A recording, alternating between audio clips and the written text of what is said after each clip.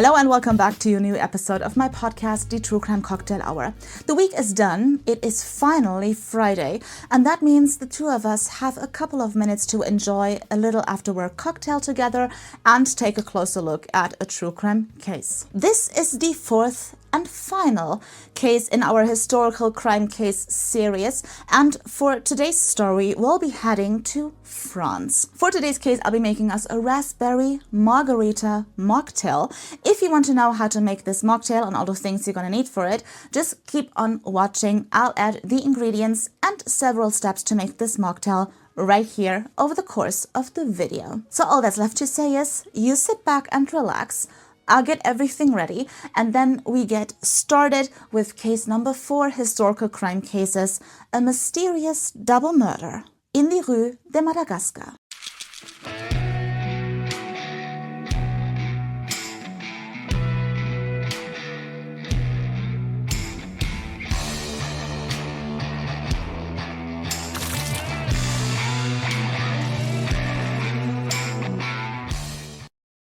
The Rue de Madagascar is located in the 12th arrondissement in Paris, and our story today takes place in house number 9. It is March the 24th, 1933, and one of the residents, Monsieur Mayeul, is lying peacefully asleep in his bed when he is suddenly woken up at 2 a.m.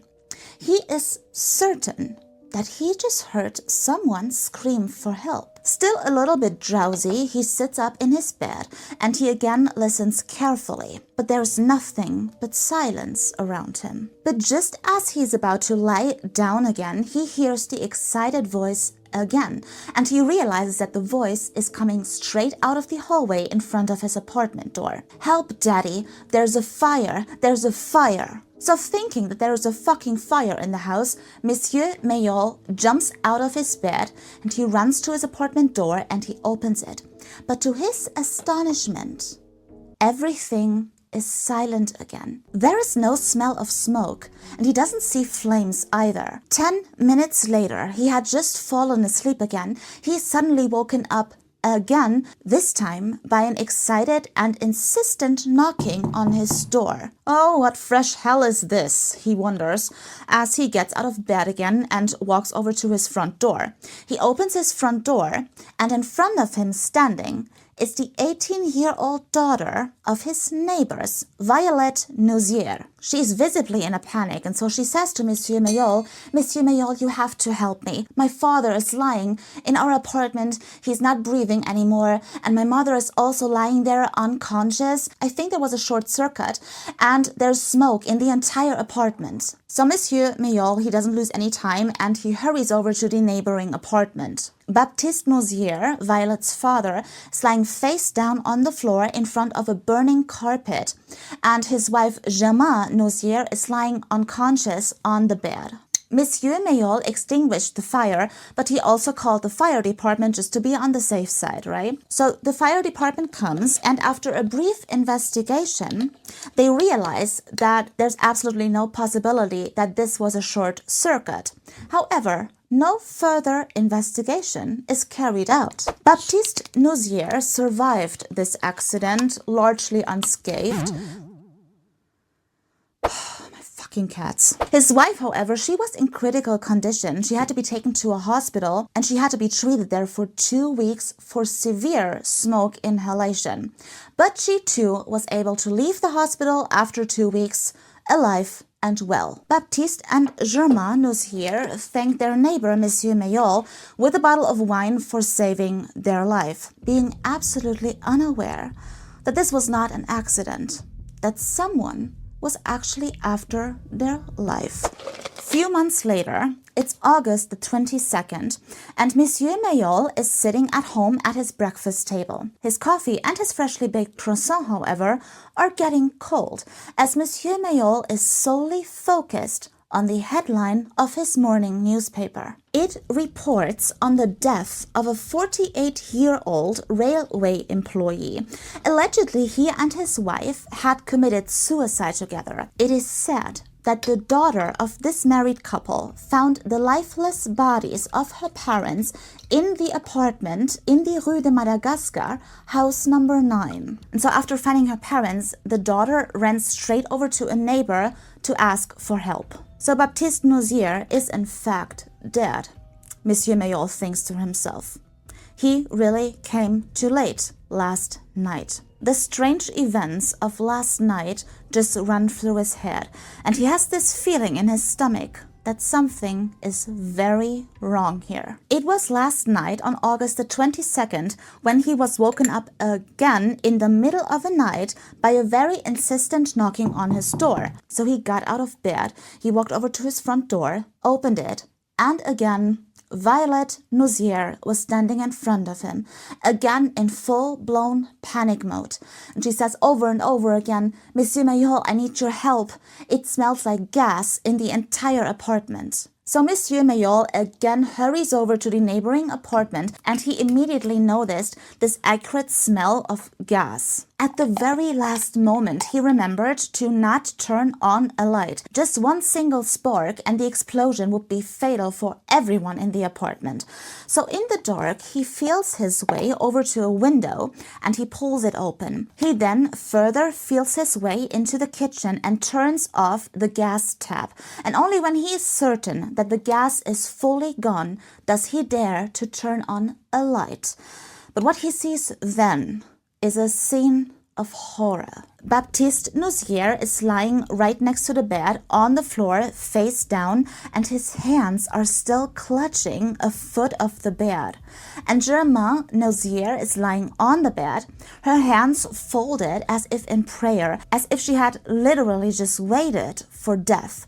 But her face expression is just pure panic and fear. So being the good neighbor that he is, Monsieur Mayeul accompanied Violette out of the apartment and then went downstairs to the concierge to call for help. So while a forensic pathologist examines the bodies of Baptiste and Germaine Noziere, a police officer takes Violette's statement. So she says that she had been visiting friends all night and that she had not been at home. Only when she returned home late at night, she had immediately noticed the smell of gas. So she called her parents' name but got no answer, and this is when she immediately ran over to the neighbor to ask for help. So as for now, we're talking double suicide. So Violet is asked whether she can think of a motive that could have motivated her parents to commit suicide. Violet says that she actually has no idea why they would do something like that, but she assumed that it was probably because her parents had money problems. Meanwhile, the forensic pathologist can only confirm Baptiste Noziere's death, and after his examination, he had him taken away. But just when he was about to finish the examination of Germaine Noziere's body, and he was about to cover up her body with a sheet, he suddenly stopped in the middle of his motion. The next thing you know, he shouts out to one of the police officers to bring him a mirror as fast as possible. So this police officer grabs a mirror that he found in the bathroom. He runs over to the forensic pathologist, and the pathologist holds the mirror under Germaine's nose, and sure enough, a faint film of breath forms there. Germaine Noziere is still alive, and she is taken to the local hospital immediately. So while all of that is happening, the investigator of this case, Gaston Moziere, shows up at the scene. And at first it seems like there's nothing much for him to investigate. This couple, for whatever reason, had decided to turn on the gas tap and just end their life, possibly because they had money troubles. What's strange though is that none of the neighbors can confirm any money problems. Baptiste Noziere made a lot of money as an engineer for the PLM railway company. And when investigators showed up at his bank and asked for some sort of a financial status, it turned out that Baptiste Noziere had invested over 180,000 francs over the last couple years. Converted today, that would be around $550,000. And guess what? In the event of their death, this whole money would fall into the hands of their 18-year-old daughter, Violette Noziere. This is kind of an interesting development. Gaston Noziere thinks to himself. He doesn't really think much of it. He doesn't think that she might be somehow involved in her parents' death, but nevertheless, he wanted to talk to Violette about it, at least. But he is denied a chance to do so as Violette Noziere, all of a sudden, disappeared without a trace. Now, he still doesn't think much of it. Assuming that she simply needed some time for herself to deal with her parents' death and that she would later reappear again, the investigation just continued. So investigators turning the apartment upside down in search of a motive for the possible suicide. They do find bank books in one of the dressers, but none of them show any discrepancies. There's one thing, though, that makes Gaston Noziere wonder. The leftovers from last night's dinner are still on the table, and there's 3 plates and not 2. Violette had stated on the record that she had not been home all evening, so this leaves us 2 options. Either someone else was there or Violette was lying. So what is it? Neither, it seems, because according to the concierge, no one came or left the house number 9 over the course of the entire evening of August the 21st, not even Violette. So maybe this was a planned double suicide after all, especially when Noziere got this really interesting message from the hospital. So the doctors at this hospital, over the course of Gemma's treatment and examinations, figured out that she was not indeed suffering from symptoms of inhaled gas, but from an overdose of Veronal, a precursor of the today well-known sleeping pill barbital. So as a response to this, they had Baptiste Noziere's body exhumed and an autopsy was performed, where it turned out that Baptiste Noziere as well died from an overdose of Veronal and not from inhaled gas. In response to this, investigators examined the wine glasses that were still on the table, and they are actually able to find residues of the sleeping pill in it. They also found a note signed by a doctor in the waste paper basket. In this note, the doctor recommended to the Nozieres that they should take this white powder to relieve their headaches. Now, investigators walk up to this doctor, and to their astonishment, this doctor has never seen this note in his entire life. He said he didn't write it. And what's more, he doesn't even know who Germaine and Baptiste Noziere are. They are not his patients. Their daughter, Violette, however, is. The neighbors of the Rue de Madagascar also don't have a good word to say about Violette. Apparently, the relationship between Violette and her parents had always been strained. One of the neighbors said, quote, "Violette simply became much too attractive much too early. At 13, she already looked like a 16-year-old. Tall, slim, narrow hips, small breasts, and that obviously turned the boys' heads in school. It went so far that Violette sometimes would take money from these young gentlemen, if you know what I'm trying to say, Inspector." End quote. And Gaston Noziere nods. He knows what she's talking about. So it seems, as much as Baptiste and Gemma Noziere tried to keep their daughter under control, the more she rebelled against it. She was, simply said, she was a runaway. You know, she only ever returned home when she ran out of money. And so this alleged suicide pact turned into an attempted, partly successful, double murder. And the main suspect, the 18-year-old daughter Violette Noziere, is nowhere to be found. One clue to her whereabouts is a stack of love letters investigators found in the apartment in another dresser, addressed to Violette and sent by a certain Louis Pierre. So investigators really want to talk to this boyfriend, but he's not at home when they knock on his front door. But the concierge of the building has something to say about Louis Pierre. So allegedly he is a law student, he is the son of wealthy parents, he's really into art, and he's kind of a daredevil. But get this, when they finally managed to track him down, he had to undergo interrogation. And when he did, he was white as a sheet and visibly nervous. But he is a daredevil, all right. But he denied knowing where she was at the moment. He just said that she was sending letters every now and again, and the last letter had just arrived a couple of days earlier.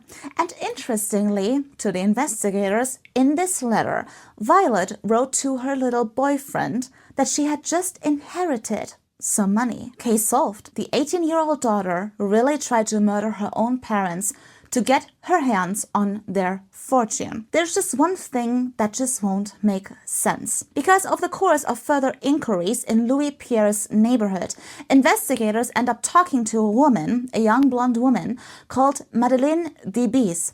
And Madeleine claims that she is Violette's best friend, and she also claims that she had spent the entire evening of August the 21st with her friend Violette. That would mean that Violette would have an alibi for the time of the murder. And this is when Gaston Noziere kind of loses it, you know? He thought he had solved the case. But this doesn't make sense. There's two options.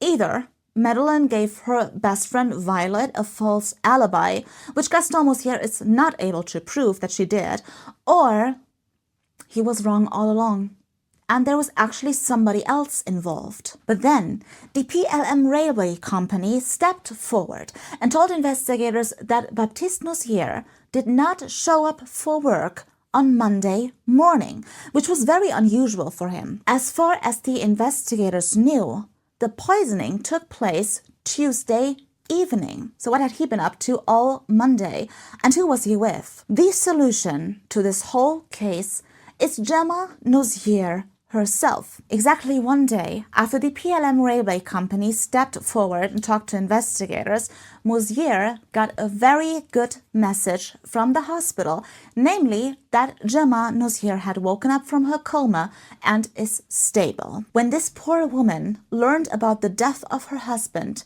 she immediately, albeit in a weak voice, made an open accusation against her own daughter Violette. According to Gemma, it was their daughter, Violette, who brought them the glasses of wine, and she did that on Sunday afternoon, and not Monday evening, as investigators had initially assumed. This would mean that the couple was in a coma for 30 hours before the sleeping pills finally killed Baptiste. Gemma Noziere was then asked if they kept any kind of money in the apartment, so she listed a few places, and when investigators went to look, all the places she named were completely empty. So there's the money that Violette allegedly inherited. So now the search for the 18-year-old murderess Violette Noziere is extended throughout France, with the support of the French press, who is obsessed with this case. And not in a good way. There's actually a large number of people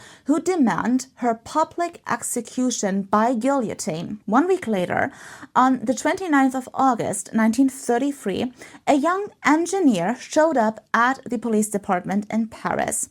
And his name is Henri Dubec, and he told investigators that he was about to go on a date the very next day with a young lady who had introduced herself to him as Christine Darfeu. But based on her appearance and the overall conversations that they had, he had enough reason to assume that she was indeed the escaped and wanted Violette Noziere, and he should be right. When Violette arrived at the agreed meeting point the very next day, it was not Henri Dubec with flowers waiting for her, but police officers with handcuffs. So Violette is immediately questioned, and she is cold as ice. She only answers in monosyllables, if at all, and she denies any kind of involvement. But investigators kind of expected that. They realized immediately that she still thought that both her parents were dead. So eventually they just told Violette that her mother had indeed survived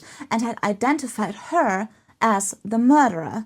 And this is when Violette broke down and confessed. So 1 year later, the overall investigations in the Noziere case were complete, and Violette Noziere had to stand trial for murder and attempted murder. People lost their shit over this case and this woman, and every day a very large, very angry crowd would gather in front of the courthouse and demand the public execution of this 18-year-old girl. And they're not kidding. A few months earlier, a group of people had tried to storm the prison in which Violette was awaiting her trial, just to personally schlep her to the guillotine. To the surprise of many, many people, Violette Noziere, who was the last to take the witness stand, argued for a very lenient sentence for her daughter. Whatever she did, though, it didn't help much. The jury found Violette Noziere guilty of murder and attempted murder on October the 14th, 1934, and Violette was indeed sentenced to death by guillotine. Now here's the deal. There had not been a woman beheaded by guillotine ever since the year 1887. And the last woman who was executed by guillotine in France was a woman called Jean Thomas. And her execution was dramatic and absolutely horrific. This woman had collapsed hysterically on the scaffold and had to be dragged to the guillotine by her hair. Hashtag no chill, right? So since then, the execution of women in France had only been on the statute book for sake of order. And the president of France back then, Albert Lebrun, made sure that it stayed that way. And so 2 months after the verdict, Violette's death sentence was commuted to life imprisonment. Violette Noziere ended up spending 20 years in prison. After a further 13 years in freedom, cancer put an end to her life. And that concludes the topic of historical crime cases with the Noziere case. Thank you so much for hanging out with me today. I hope you enjoyed this video. In 2 weeks' time, we will focus on the next overarching theme. I'm not going to tell you what the topic will be just yet. Keep an eye out for the trailer that I will upload the following Friday, but I will tell you as much. We start off the next overarching theme with a banger case that even leaves me in disbelief. And that means something. So I'm really looking forward to our next cocktail date. Until then, take care, kiss, have a lovely weekend, and I'll see you then.